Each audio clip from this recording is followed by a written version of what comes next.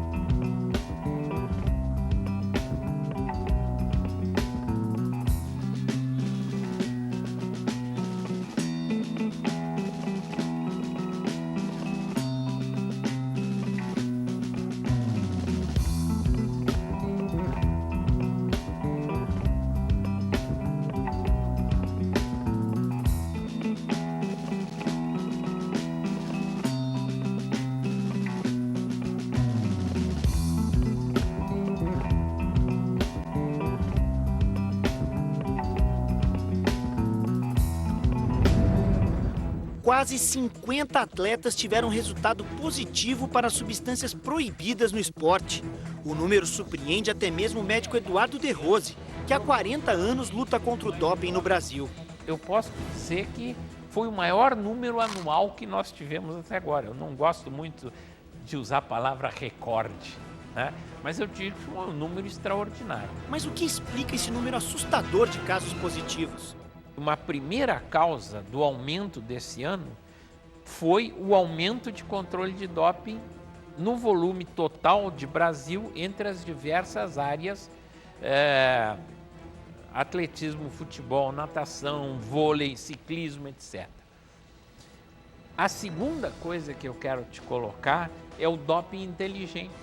É a mudança da forma de que nós fazemos doping agora esse ano. Que nós começamos a fazer doping esse ano.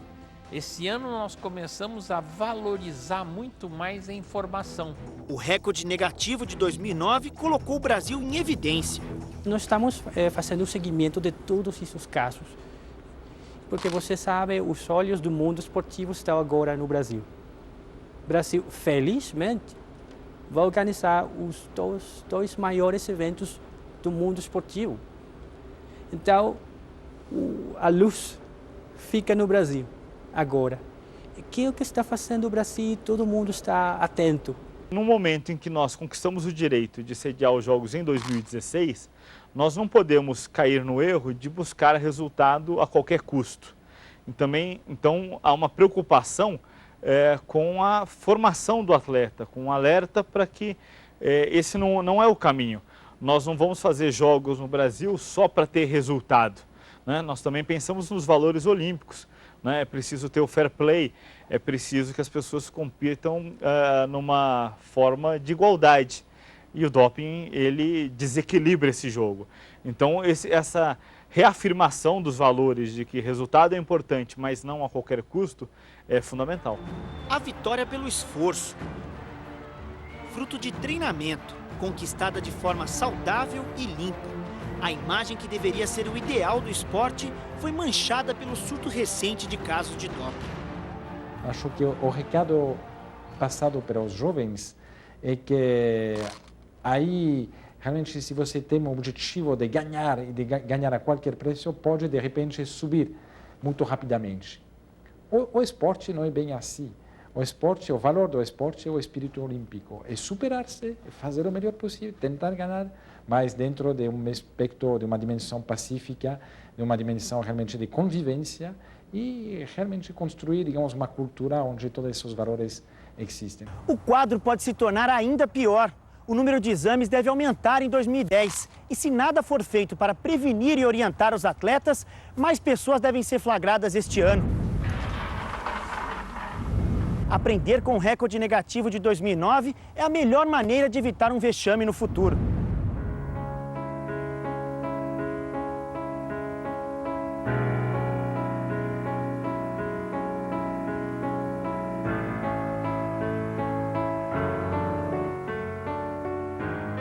Uma carreira em perigo. Daiane dos Santos, a maior ginasta brasileira, está fora do esporte por 5 meses. Daiane usou furosemida durante um tratamento estético, sem se dar conta de que poderia ser acusada de doping. A substância é proibida pela Agência Mundial Antidoping, a UADA, porque faz o atleta perder líquido e, consequentemente, peso. A furosemida também tem um efeito mascarante. Ela ajuda a camuflar a presença na urina de outras drogas que são proibidas pela UADA. Eu acho que a decisão foi uma decisão justa, né? Afinal, eu cometi um erro e eu acho que foi justo. Eu não tenho intenção de recorrer, não. Acho que a FIG foi bem sincera e bem justa no que ela fez, com certeza. A ginasta está satisfeita porque o doping poderia ter acabado com suas chances de competir nas Olimpíadas de Londres, em 2012. Se tivesse sido condenada com a pena máxima prevista, Daiane ficaria fora do esporte por 2 anos. Mas o drama ainda não acabou, porque a UADA pode recorrer da punição dada pela Federação Internacional de Ginástica. Se a UADA recorrer, a gente também tem o direito de recorrer. E assim como você falou que a pena pode aumentar, ela também pode diminuir, né? Eu não posso só pensar no lado negativo, eu tenho que pensar sempre no lado positivo também. Eu acho que eu tenho que pensar nesses 5 meses e pensar no meu treinamento a partir de agora e pensar no meu foco, que é 2012 ainda. Da glória à desgraça. O doping também interrompeu a carreira de um jovem jogador de futebol. Jobson se consagrou ao ajudar o Botafogo a escapar do rebaixamento para a Série B do Campeonato Brasileiro. Mas o atacante caiu em desgraça depois de ser flagrado 2 vezes no exame antidoping. O jogador confessou ser usuário de crack e foi condenado a 2 anos de suspensão.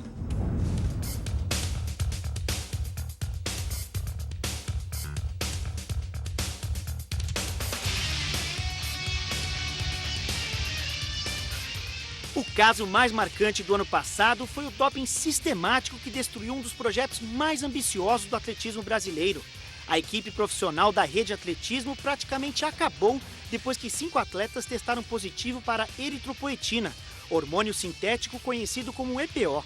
O grupo flagrado no doping foi afastado da seleção de atletismo no começo de agosto, poucos dias antes do Mundial de Berlim. O maior escândalo do atletismo brasileiro destruiu também a carreira do técnico Jaime Neto Júnior, que comandava a equipe.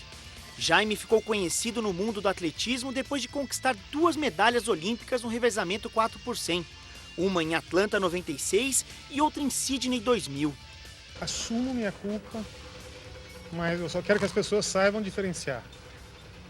O Jaime até abriu e o Jaime nesse deslize, nessa fraqueza. As injeções de EPO eram dadas pelo fisiologista Pedro Baliquian, colega de Jaime na Universidade Estadual Paulista, a Unesp.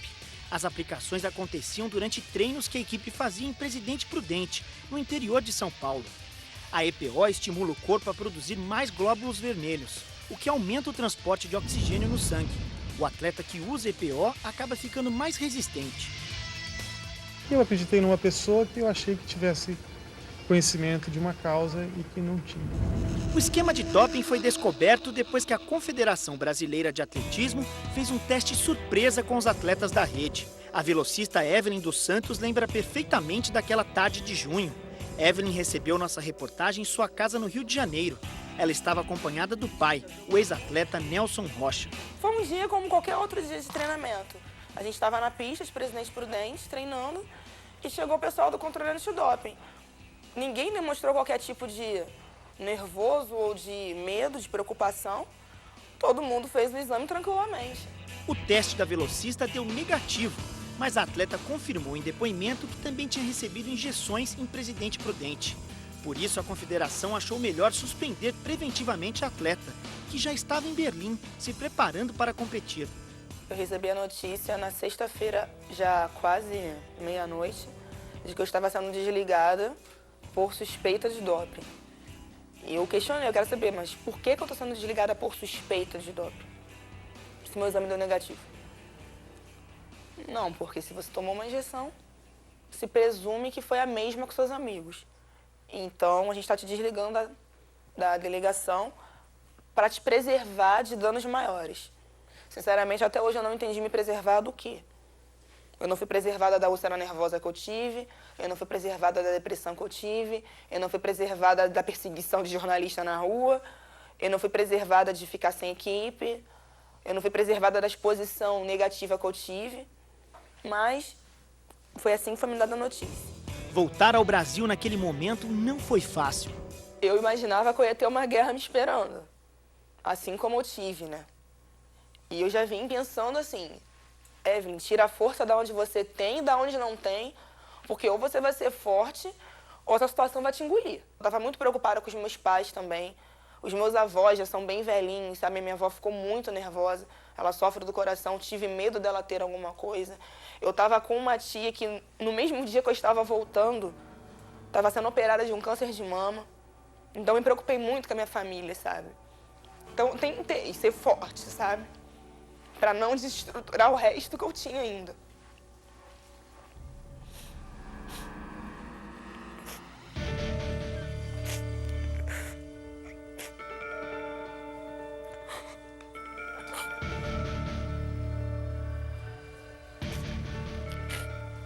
Desculpa, tá? Assim como os colegas de equipe, a velocista disse que não sabia do esquema de doping. Evelyn contou que os atletas eram tratados individualmente pelo fisiologista Pedro Baliquian. Ele dizia para mim que eram injeções de aminoácidos que me ajudariam na recuperação. As 2 vezes que eu tomei, eu falei, Pedro, mas por que eu não posso ingerir ao invés de ser aplicado? Ele me explicou que era um tipo de aminoácidos que as enzimas da digestão cortariam o efeito dele. Nelson Rocha representou o Brasil em grandes competições durante os anos 70 e 80. O ex-atleta está inconformado com a suspensão preventiva da filha. Com essa notícia, o mundo para mim desabou. Desabou. Aí eu quis ver depois o depoimento. Quando ela me trouxe, eu li o depoimento dela. Eu acho que ali nada sugere que ela tenha tomado de maneira nenhuma qualquer tipo de substância ilegal, né? Eu acho que ali foi uma presunção e uma precipitação. Eu sempre disse a ela o seguinte, que para ter cuidado, para perguntar o que estava ingerindo, para não beber água de ninguém e para ser sempre limpa. Se tiver que ser a primeira, que seja a primeira limpamente. Se não for uma final, mas também que seja de maneira limpa, ética. Então eu acho que o doping é um mal, é uma droga, é como se fosse um drogado. A pessoa, para mim, é um drogado. E eu sou totalmente contra qualquer tipo de droga. E sempre passei isso para ela. O Código Antidoping prevê que o atleta é responsável por tudo aquilo que entra em seu corpo, esteja ele sabendo ou não. Mesmo assim, a corredora não concorda em pagar por um erro que julga não ter cometido. Tudo que eu tomava, eu perguntava, não tomava um comprimido sem perguntar ao médico. Sendo que a gente confia nas pessoas que trabalham com você. Eu tinha meu nutricionista que eu confio plenamente, o meu treinador que eu confio plenamente, as pessoas da equipe, os médicos, os fisioterapeutas e tinha o fisiologista. Então, como eu ia duvidar de algo se ele tivesse me dito em algum momento, ó, Evelyn, eu vou te dar uma injeção de GH. Tudo bem, cabe a mim dizer se eu quero ou não. Mas ele em momento nenhum disse isso para mim ou para qualquer outra pessoa. Então eu acreditava cegamente que estava tudo bem. Eu entendo que nenhum atleta toma doping ele sozinho, por decisão dele. E a prova disso está naquele caso do atletismo, que ficou transparente essa realidade, onde havia um fisiologista envolvido, os técnicos sabendo da coisa e os atletas fazendo. Até que ponto o atleta sabia ou não sabia, não ficou muito claro. Ninguém é tão inocente assim.